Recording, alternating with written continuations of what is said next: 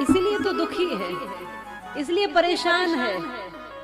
सीखने की जिज्ञासा तो पैदा करो, भगवान के दर्शन की जिज्ञासा तो पैदा करो मन में। विवेकानंद जी कहते हैं कि मुझे भगवान का दर्शन करना है गुरुदेव। गुरु जी कहते हैं चलो थोड़ा डुबकी लगाओ पानी में। पानी में डुबकी लगाई तो गुरु जी ने डुबा ही दिया। सांस ले ही नहीं पा रहे, तड़पने लगे, एकदम तड़प गए कि बाहर निकले। और जब लगा कि प्राण ही निकल जाएंगे तो बाहर निकाल लिए।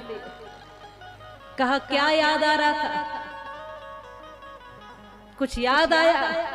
बोले कुछ याद नहीं आ रहा था उस समय कुछ भी याद नहीं आया। बस ऐसा लग रहा था कि एक बार श्वास मिल जाए, प्राण बच जाए, कैसे भी प्राण बच जाए। इतनी तड़पड़ाहट थी प्राण बचाने की। कहा कि जिस दिन इतनी तड़प तुम्हारी भगवान के लिए हो जाएगी, उस दिन तुम्हें भगवान का दर्शन भी हो जाएगा। इतनी तड़प कहाँ है व्यक्ति में? जैसे मछली को पानी से बाहर निकाल दो तो जीवन कहाँ है उसका? जीती ही नहीं है, पानी उसका जीवन है। वैसे जिस दिन जीवन हमारा परमात्मा बन जाएंगे, उस दिन रोम रोम में वो बसते हुए नजर आएंगे। हर ओर उन्हीं का दर्शन होगा, हर हाल में हम उन पर भरोसा करेंगे, हर वक्त हर काल में हम उनके साथ जिएंगे। फिर कहीं दुख नहीं, कहीं कोई कष्ट नहीं। दुख है जीवन में तो भी दुखी नहीं है व्यक्ति। कुछ ऐसे भी तो लोग हैं कि तमाम दुख है लेकिन दुखी नहीं है। हमने दुखी रहने का स्वभाव बना लिया, इसलिए दुखी।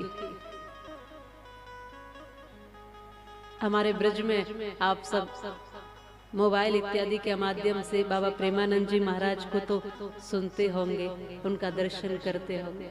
अद्भुत संत है। ऐसे संत महाराज कहते हैं उनकी किडनी में समस्या है या उनकी बड़ी पीड़ा है शरीर में, लेकिन कभी भी आपको उनका मुरझाया चेहरा दिखा? अरे थोड़ा सा उंगली में कहीं चोट लग जाए, कहीं कोई चोट लग जाए तो व्यक्ति परेशान है, दुखी है, लेकिन उनके पूरे के पूरे शरीर में तकलीफ है, फिर भी वो मुरझाए नहीं है, फिर भी मुस्कुराते दिखाई देते होंगे आपको।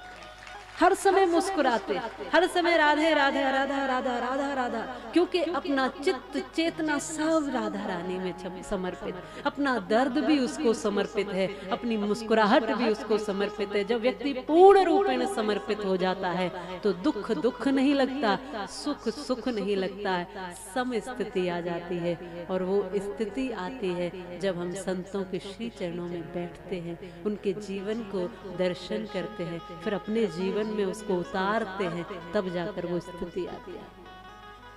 तो दुखी रहना ये हमारे ऊपर है और सुखी रहना भी हमारे ही ऊपर है। हम क्या चुनते हैं वो हमें चुनना है। तो माता वो गुरु तो कण कण में है, गुरु सत्ता कण कण में व्याप्त है। शरीर का नाम गुरु नहीं है, किसी व्यक्ति का नाम गुरु नहीं है, किसी वस्त्र का नाम गुरु नहीं है, किसी मठ का नाम गुरु नहीं है, किसी आश्रम का नाम गुरु नहीं है, किसी पद का नाम गुरु नहीं है। उस परम दिव्य ज्ञान का नाम गुरु है जो अंधेरे से लेकर आपको प्रकाश से मिला देता है।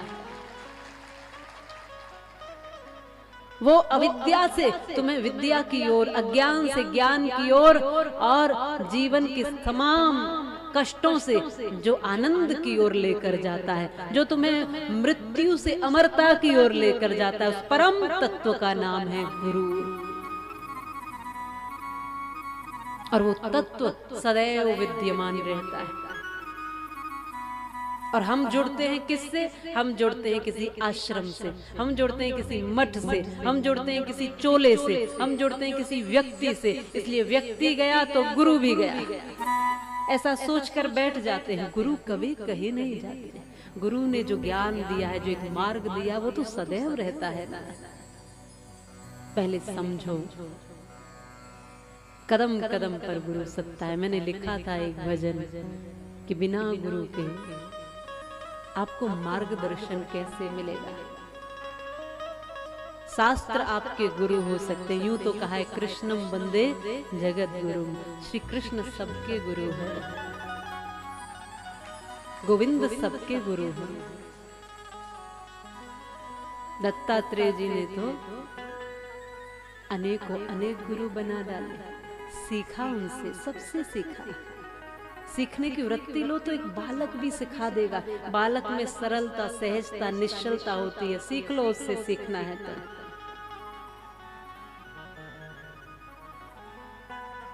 गुरु तत्व कण कण में,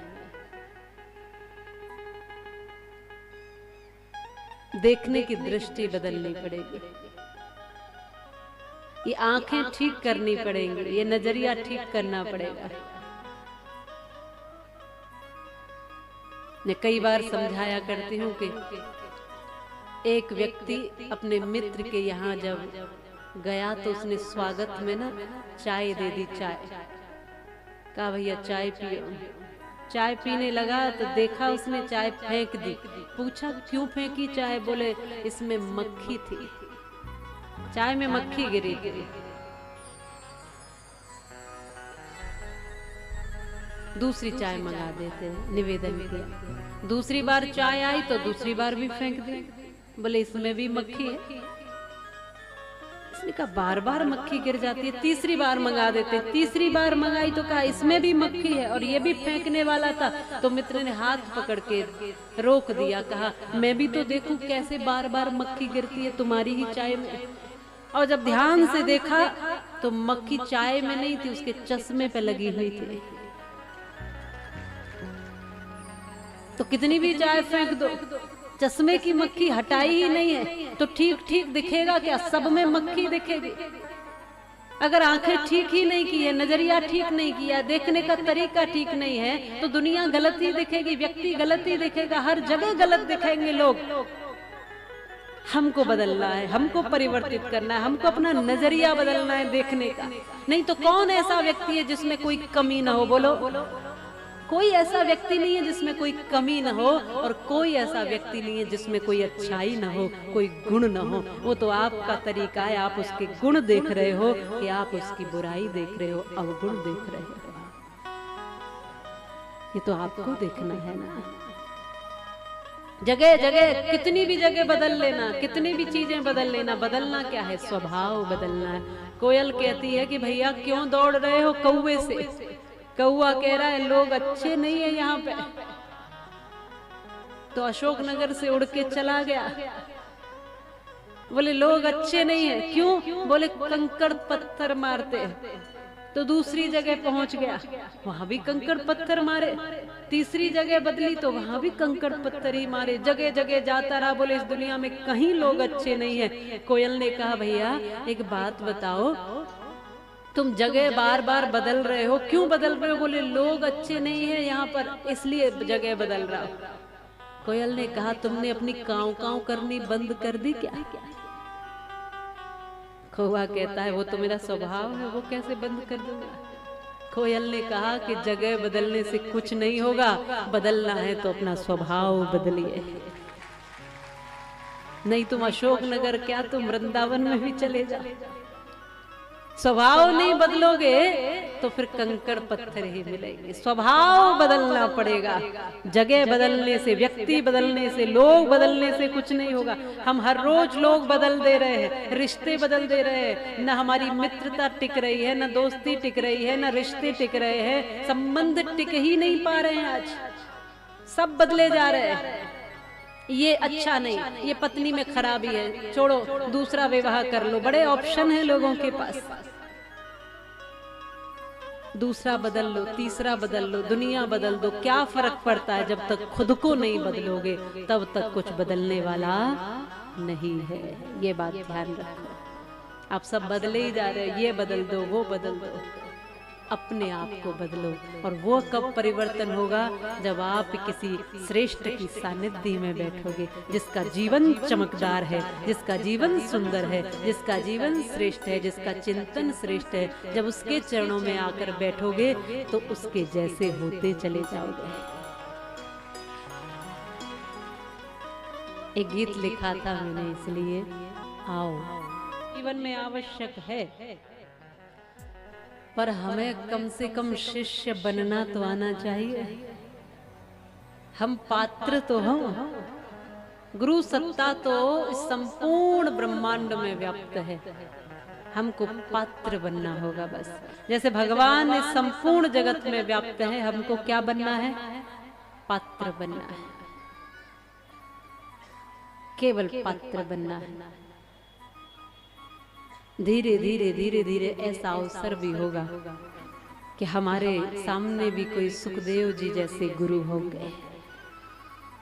जैसे राजा परीक्षित का कल्याण किया, हमारे कल्याण का भी मार्ग मिलेगा, पर हमें उस रास्ते पर बढ़ना पड़ेगा। परीक्षित आए हैं शरणागत होकर, हमें शरणागत होना पड़ेगा।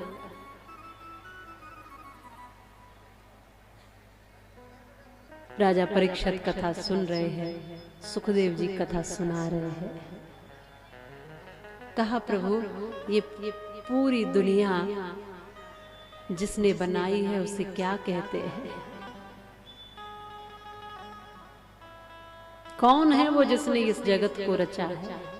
कौन है जिसने संपूर्ण दुनिया को बनाया है? और किस तरह से यहाँ पर सृष्टि आगे बढ़ी है? इन कथाओं को श्रवण कराओ। श्रीमद् भागवत कथा इन समस्त कथाओं का समावेश करती हुई अपने स्वभाववत जैसे गंगा जी प्रवाहित होती जाती हैं, आज हमारी ये श्रीमद् भागवत कथा भी प्रवाहित होती हुई प्रथम दिन में महात्मा की कथा से लेकर के फिर हमने प्रथम स्कंद की कथाओं को श्रवण किया है। 12 स्कंदों में से प्रथम स्कंद की कथा श्रवण की है। और जिस स्कंद में कल हम श्रवण कर रहे थे राजा परीक्षित जी की जन्म, कर्म, राज्य व्यवस्था और उनके श्राप आदि का वर्णन, और फिर भगवान के श्री चरणों में प्रीति और सुखदेव जी का आगमन इत्यादि हमने श्रवण किया। आज की कथा में हम सृष्टि विषयक प्रश्नों को, भगवान के अवतार के कारणों को और अन्य भक्तों की लीलाओं का दर्शन करेंगे। भगवान की कथा यह द्वितीय स्कंद में प्रवेश करती है, फिर तृतीय, चतुर्थ इत्यादि आगे के स्कंदों में भी हम आज की ही कथा में बढ़ते जाएंगे और आज अष्टम स्कंद तक हम कथा को आगे प्रवाहित करेंगे। राजा परीक्षित कहते हैं प्रभु इस जगत को इतना सुंदर बनाया है, किसने बनाया? देखो दुनिया का एक बार दर्शन करो, जगत का संसार का दर्शन करो। सूर्य अपने स्थान पर ही है, चंद्रमा अपने स्थान पर है, तारे रोज निकल रहे हैं, दिन हो रहा है फिर रात्रि हो रही है, फिर रात्रि से दिन हो रहा है, सूर्य उदय होता है, अस्त भी होता है, सृष्टि बढ़ती चली जा रही है, निर्माण होता चला जा रहा है। संपूर्ण दुनिया में देखो फूल रोज खिल रहे हैं, अलग अलग फूलों की सुगंधी, अलग अलग फूलों की रंगत है, रंग है, कितने रंग बिरंगे फूल हैं और कितनी उनमें सुगंधी है। कौन सुगंधी भर रहा है बोलो? आप जाके इत्र छिड़क के आए हो क्या? कौन है जो इनमें ऐसी विभिन्न विभिन्न सुगंधियों को देने वाला है? कौन है जो इतने वृक्षों को और उन वृक्षों की पत्तियों को अनेक अनेक भांति की कतरन देने वाला? कौन है अनेक फलों में रस भरने वाला और रसों का भी अपना अपना अलग अलग स्वाद? एक बार भगवान का दर्शन तो करो।